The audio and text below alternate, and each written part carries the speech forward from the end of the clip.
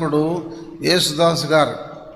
ఆయన చాలా చాలా చాలా కఠినమైన సేవకుడు, చాలా ఖండితంగా ఉండేవాడు. ఎట్లా ఉండేవాడంటే, ఎల్లప్పుడూ తెల్లని వస్త్రములు ధరించుము. ఉందా బైబిల్లో? ఉందా?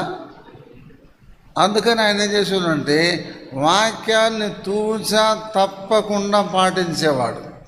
ఆయన పంచె కట్టేవాడు.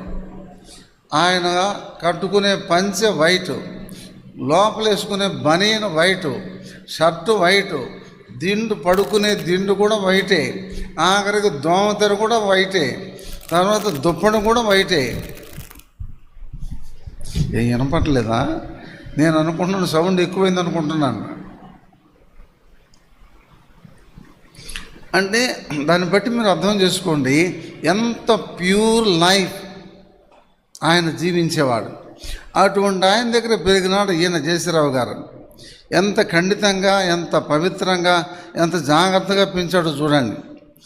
ఫుట్బాల్కి చెప్పాను కదా మధ్యాహ్నం, ఫుట్బాల్ అంటే చాలా ఇష్టం ఆయనకి. ఎవరికి? జేసీరావు గారికి. అటువంటిది చెప్పాడు సేవకుడు, నువ్వు దేవునికి హృదయం ఇచ్చావు, దేవునికి సంపూర్ణంగా సమర్పించుకోవాలా. ఖాళీ టైం ఉంటే ఆడుకోవటం కాదు, పోయి ఫుట్బాల్ ఆడటం కాదు, మందిరంలో పరిచయం చేయి, మందిరంలో సేవ చేయి, వాక్యం సిద్ధపడు, వాక్యం చదువు, వాక్యం నేర్చుకో. ఒకవేళ ఆయనే కనుక ఫుట్బాల్ ప్లేయర్ కనుక ఉండి కొనసాగినట్లయితే దేవుడు ఇంత